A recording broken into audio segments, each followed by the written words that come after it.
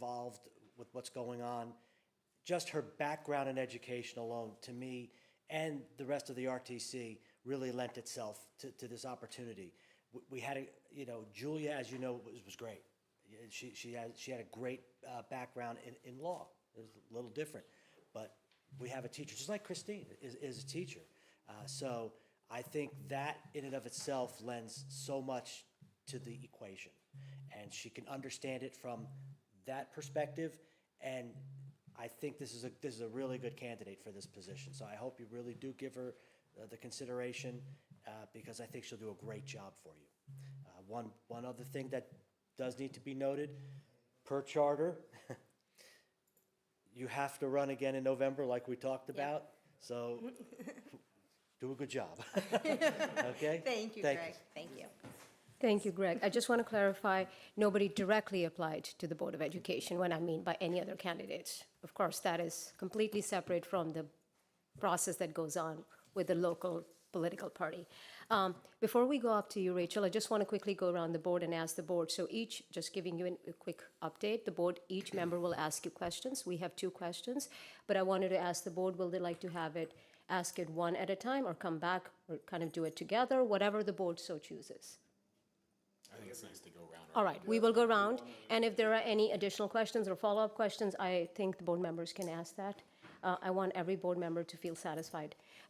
So thank you for joining us. Would you want to say something about, just introduce yourself in 1 minute or less? Sure. Hi there. My name is Rachel Marino. I have lived in Ridgefield for about 8 years now. I have been a teacher for many years, both in private and public school. I did stay home for 13 years to raise my boys, and went back to teaching in, I think it was around 2018. And I went back into a different kind of role than I had been. I had been a classroom teacher for many years. And I went back in as an Orton Gillingham tutor. And then from there, I went to Worcester, and that's where I'm still currently employed in Danbury. So in my 13 years that I was off of teaching, I actually sat on many boards, and I sat on the Children's Advocacy Center in Brewster. It kind of led me there through some stuff that I had been going through personally. So I was the PTA president in Brewster, so I had the opportunity to sit on boards that hired the superintendent over there and some strategic planning boards, so I didn't sit idle, even though I was raising my kids. I tried to stay as involved as I could in the time that I was off from work. Thank you. You're welcome. We're just going to go this way, and then we'll go back this way, just to be fair. So, Ms. Morrow, you could ask your first question. Sure. Thank you so much for coming, Rachel. My first question to you is, what qualities and attributes do you possess that you believe will help you to contribute to the work of the board? Well, I think that in my life, I've worn many different hats. I come to this both like as an educator and as a parent in this district, obviously. I have the perspective of a child in college right now that has been through the Ridgefield schools and is very successful. I have 2 others that are going off to college now. Again, majority of their education has been in Ridgefield from 5th grade on. And then I have 1 more coming down the pipeline. So I feel like having that overall view of parent and educator really helps me in this role and what you all do. The other perspective I have is because I've been in both private and public, while I love public and I chose it for my kids, there's things that I do love about private school that private school does that I would love to introduce, to my role here as well. The other thing is I'm incredibly flexible. I'm in a private school that doesn't have a lot of money, so I've worn many, many different hats in that school, have had to push myself out of my comfort zone in contents that I'm not familiar with, so I'm very interested in doing that here, maybe pushing myself a little out of my comfort zone and learning different aspects of what you guys do on the board. Excellent. Thank you. Thank you. Mr. Collin? Good evening, nice to Hi. meet you. Nice to meet you. How will you evaluate situations where you may have a conflict of interest, and what signals would you use to determine that? Yeah, well, this pops up in my life all the time at school. You know, there's obviously things that I disagree with, you know, and that I maybe might not choose for myself or my own child. But I'm all about communicating, you know, and collaborating. It's what I do all day long. So I guess for me, it would just be open dialogue, transparency of where I'm at. And then again, keeping the end goal in mind, which would be the kids in the community. So I think for me that I'm not going to say that there's never going to be a situation where I agree 100% with something that somebody else believes in. But through dialogue and understanding the other person's point of view, that's hopefully you can reach a resolution. Thank you. You're welcome. Ms. Casey?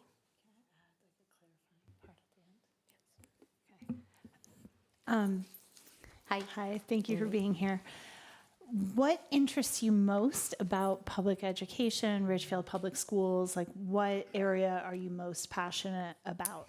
I think the thing that I love the most, and the reason, I mean, when we first started out, my ex-husband and I were looking to put our kids in private school, and I think that's because that's where I kind of grew up. I grew up in private school, and then I went to public school for high school. But the one thing that I love about public school, number one, is the diversity piece. You never know who you're going to get in public school. It's just where you live. That's what you get. The other thing I like is the opportunity as they get older for the electives piece. A lot of times you don't get that in private school. You don't get that choice.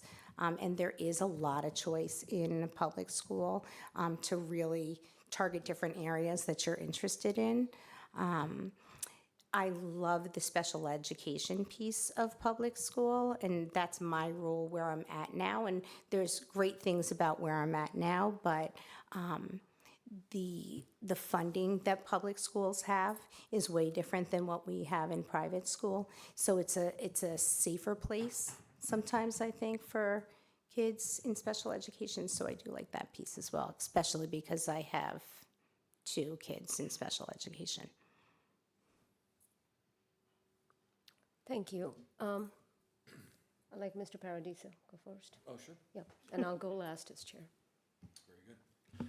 Thank you so much for coming tonight, and thank you for your interest. The first question I have is about the budget process.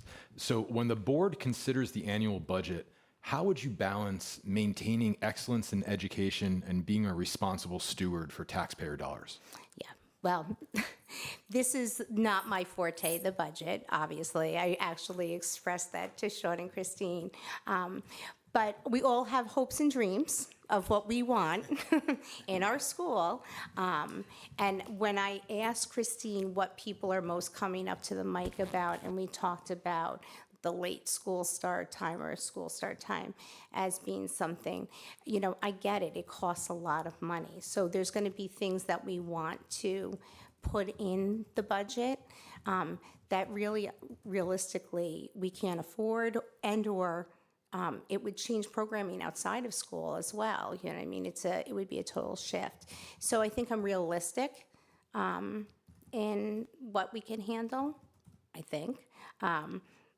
I would, you know, there's obviously things, I think, you know what I mean, I don't know what they are yet, that I'd probably like to see in there. But again, open to dialogue, open to, like, you know, if the money's not there, the money's not there. And if it is, great. So, Thank you. you're welcome. Mr. That's like Medical? that is such a like a naive answer. So, Not at all. We all start from there, Yeah, exactly. Exactly. until we get beaten over the head by reality. yeah, okay, good. So my question went overlaps with Amy's a bit, so I'm gonna parse mine and leave yours to you. So I'm just gonna do the back half of mine. We have a certain set of scope, you know, we have a scope that we're supposed to stay in our little box. But where do you think the line is between governance and encroaching maybe on operational matters?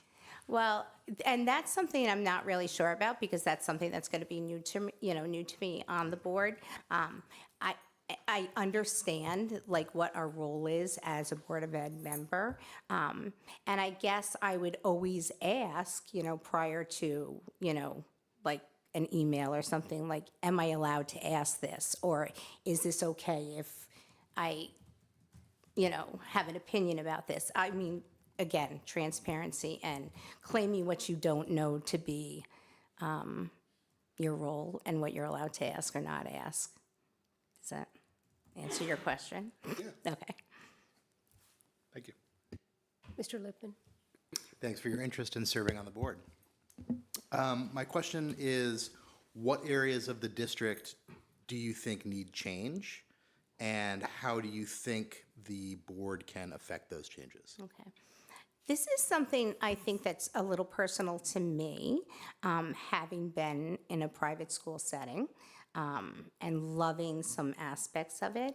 I love the leadership qualities that some of my students leave with from the private school that I teach at, and I would love to see that a little bit more in some of my own children. I feel that they aren't necessarily great, and I only can speak from my own children's perspective, at entering the world and talking to adults, and really feeling confident to do so. So I would love to see, like, if that is something, some curriculum, suggestions around something that we can incorporate in that respect. Maybe it would go through guidance in the counseling department. The other area that I would love to see some, I guess, not change, but just firming up is in the special ed realm. I would love to see them have the funding to be able to have teachers that can actually kind of follow the students through their day. It's very disjointed in a public school setting. For services to be met. So a teacher might not necessarily know what's going on in an English class. And then that child goes in for their services. And so there's like a disjoint there, so it would be great if we had the funding to maybe make that happen and maybe make some of that a reality for some of our special needs students. Yep. Okay. My question is more broad-based. It is, what kind of relationship do you think should a district / the board have with its community, with its parents, with its families? I did ask Christine and Sean about this too when I first was interested in this role. And I think that having been in a different district in New York, I don't see as much involvement here that I have seen in other places. So that would definitely be something that I would love to try to like drum up, is to try to get people a little bit more involved in this process and having more of a voice here. To be honest with all of you, I have been a working parent and a single parent for like the last 8 years, so I haven't been here either. And I know that everybody's busy, and I know everybody's kind of involved in their schools, but this is so important on the larger, realm of being involved in schools, to be in this setting and to really help people understand that their voices do matter here. So I think it's important for myself to go out there and spread that message. I also think it's important to, bring back what I hear, going on in the public and what people's concerns are and questions are. And again, just being open and honest about the good work that we do here in this community, and hopefully encouraging people to join. Thank you. Welcome. Wyatt, we're going to go back to you. Yeah. So you may not have the context for this question, having said that you haven't had an opportunity to necessarily be the closest observer of the board. But my question is, what do you see as both the strengths and weaknesses of the BoE? Do you think that the public understands the role of the board, or do they believe it to be different than what it actually is? And if so, what is that? I actually feel pretty positive about this board. I have only really have heard good things in the community about the board here. I haven't heard anything other than. I do have close friends who live in other communities close by that sit on boards that are way different than what goes on here in Ridgefield. And I've heard nothing but respect, for the board here.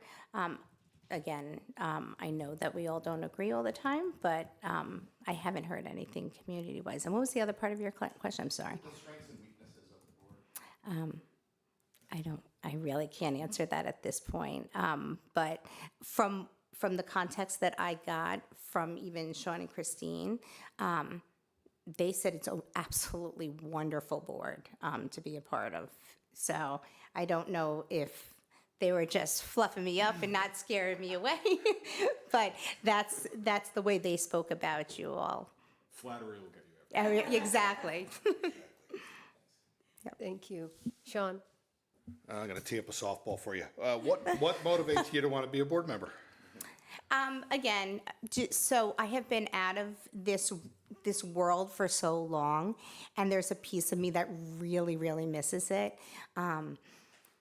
When I came here, I had to go back to work, and so I had to give up those other pieces of my world and the committees I sat on, the boards I sat on, and I'm just at a point right now where I have 3 in college, only 1 left at home, and it's a perfect opportunity. And this kind of came along, so. My kid's dad, my ex-husband, had been encouraging me for years to be part of a Board of Ed. And I was like, no, it's not the right time. It's not the right time. And then this came across, and I'm like, this is perfect. So, and it's an opportunity for me to get back into doing the things that I really like and kind of giving back to a community that kind of has given us so much. And I haven't really been able to be a part of it. So why not go for the top? Thank you. Yeah. John? All right. Sorry.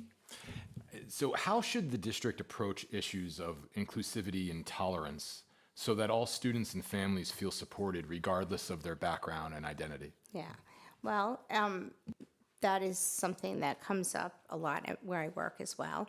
And I work with the vulnerable population of learners. So, and again, it all comes down to communication. Everybody has different needs. Everybody has different desires and the way they view education to be for their kids. What one student might need is not what another student needs. But we are a community. We do fund ourselves with taxpayer dollars and funding. So at the end of the day, we have to make decisions that are right for all and for those students. And I would say that no voice or belief should be discounted. It should all be heard and then considered when making decisions. Thank you. You're welcome. Ms. Casey? So it's sort of part of one of Sean's questions, but it's such a simple one, but so important. What do you think the role of the Board of Ed is? Okay, so I believe our role is to, if I'm not mistaken, hire superintendent, right? Like on the low level. Hi, Susie.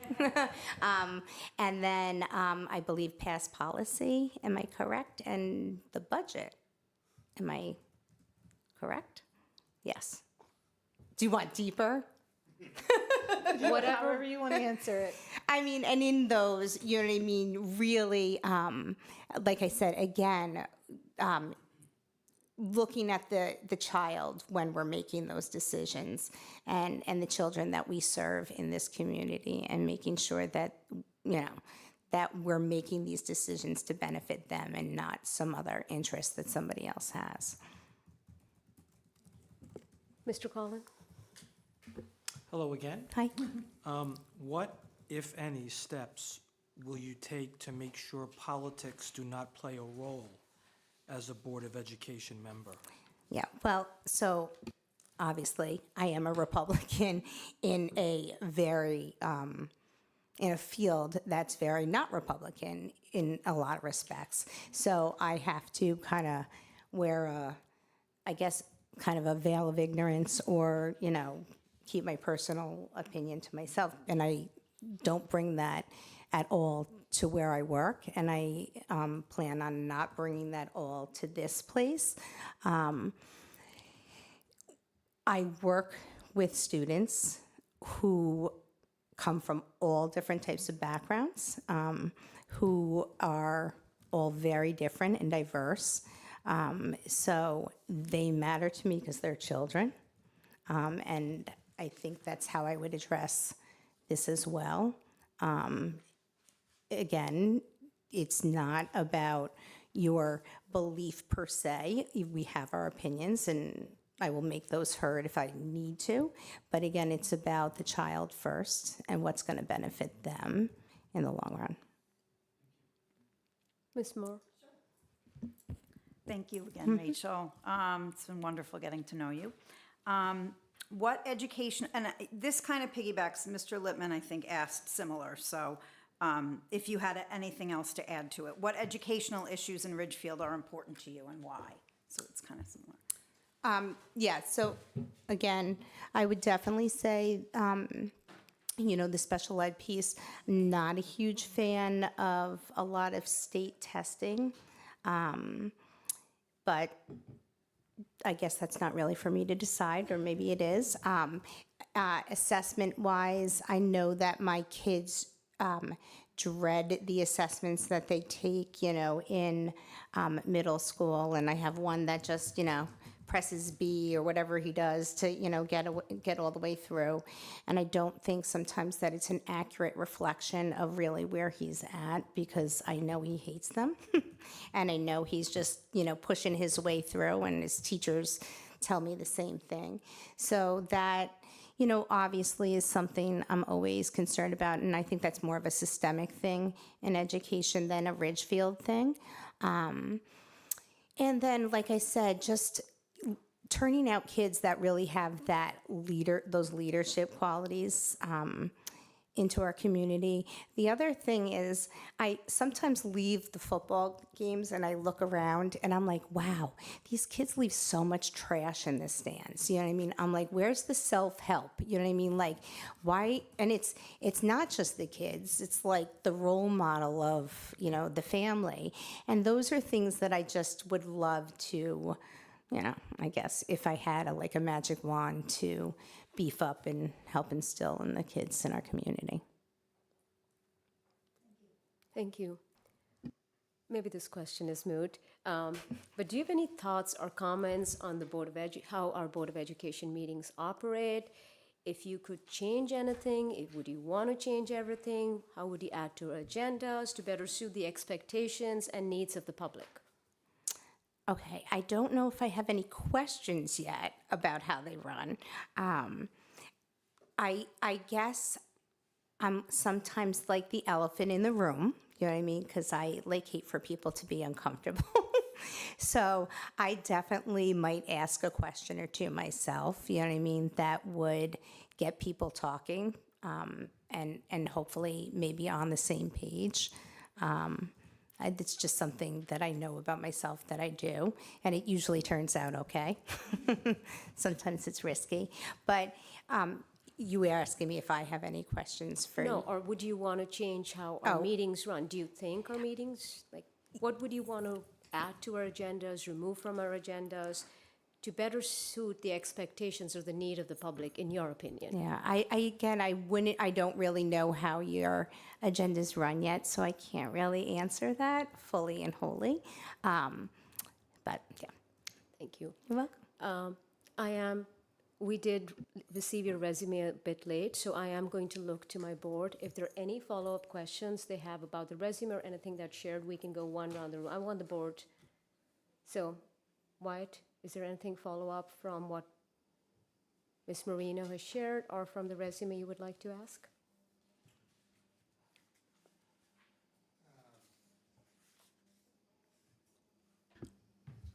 I guess I would just give you the opportunity to highlight anything else that you've been engaged in terms of volunteer service or anything else that you think has prepared you to be an effective member of this governing board. I mean, volunteer-wise, I actually do work with some students outside of here for free on college prep and navigating like their college process, you know, whether it be answering like questions on SCORE or Naviance or the Common App. So that is something that I do. I have about 3 students that I work with from the Danbury area. I tutor outside of school. I also cater outside of school, and I have a full-time teaching job outside of school. Thank you. I'm going to flip-flop. Christine, would you want to ask any additional question? Just curious, how long have you been certified, Orton Gillingham? I have been certified at Orton Gillingham, I think it was 2018 when I went back and I got certified for Orton. That's Yeah, so I have, It's and intense. That's it- fantastic. yeah, it's a great service, and great Absolutely. remediation Yeah, service. thank you Yeah. for all you do for kids. Yeah, Thank you're you. welcome. Sean? No, I'm good. We had the benefit of a 2-hour coffee discussion a couple weeks ago, and that was the first time we met, and it was a good chat. Thank you. Tom? No further questions. Thank you for your interest. Thank you. John? Sure. As you said, you're getting to know the board, and if you do join the board, you'll find that I always have another question. Oh, good, love it. My question is, the district has begun the process of implementing a long-term facilities master plan involving major capital investments. What principles would guide your decision-making on those types of large-scale projects? Yeah, we're talking about the schools, right? Yeah. God, that's such a problem. I have to be honest, when I first came to the district, I shared this with Sean and Christine when I met them. I walked into Ridgeberry and I said to my ex-husband, I'm like, oh my God, I'm like, this is kind of ugly. like, I kind of wasn't expecting this, you know what I mean, from Ridgefield. So I guess, you know, I just want it to be a safe place. You know, I want those schools to be safe for the kids to walk into. Obviously, I want there to be no mold in the school. I have a terrible mold allergy myself. And I just would like it to be a pretty place for them to be and want to learn. It doesn't have to be anything spectacular. You know, I mean, in my opinion, that's not what I would look for, even as an educator. I've worked in many different rooms in my building. But I'm always more inspired to learn when I'm in a nice, sunny, pretty place. And I think we owe that to our kids at least to have that piece done. And again, the other piece would be, you know, having the technology piece that's there, because we can't get away from it. It's here to stay. So making sure that all our schools are equipped with that piece in those spaces are, you know, part of our, you know, plan for the facilities remodel. Thank you very much. You're welcome. Thank you. Ms. Casey? So you just spoke a little bit about all the different things that you do, and I just want to ask you that, knowing how busy you are, and based on, just wondering, do you believe that you're going to be able to commit to the time requirements to be on the Board of Ed? Because it's not just the every other Monday meeting. There's a lot of behind the scene things of like tours of the different schools, or going to the Board of Finance meetings, going into the Board of Selectmen meetings, all the different committees or liaisons that we might be on, or the liaisons that we might do. You know, just wanted to make sure that you're going to be able to Yeah, find well, the time. I'm actually in the process. I actually resigned from Worcester this year, so I will not be returning next year. And that was, you know, a personal decision for me because I need some more flexibility in my life. I have an older mother, too, that I'm taking care of. So I am looking for a job that is remote and gives me a little more flexibility. So, yes, because I work a lot of hours and I need to trim it somewhere, so, but yes, That was my question, yeah, actually. yeah. Because I think time Yeah, commitment. because right now, it's a lot, yeah, so. And this is one of a board that meets multiple times. Yep. Our meetings can run long. Our committees are truly invested. We have a lot of meetings. So just before we wrap it up and go into executive session, is there anything else you would like to highlight to the No. board and everybody who's listening in? No, but nothing, but thank you. I really appreciate you guys giving me the time and the space to introduce myself to this community. I hope, that I get to work with you all. I know some of you in here, so Ridgefield's a wonderful school district. I have had the benefit of being in lots of different places, and this is really a top-notch place to be. So this community is lucky to be part of it. Thank you. Thank you. So the way this is going to work, we're going to convene an executive session. When we make a motion, the board supports it, we will go into executive session. Everybody will have to step out. We will have a discussion. When we're ready, we made a decision, ready to vote, we will come back and we will let you know. I'll text Christine or John in the back to let them know that we're going to go into public session. John? I move that the Board of Education convene an executive session for the purpose of discussing the appointment of an interim member to fill the vacancy on the board. Thank you, John. Do we have a second? Sean, all those in favor, please raise your hand. Unanimous from the members present. Thank you so much. We will go into executive session now. Thank you.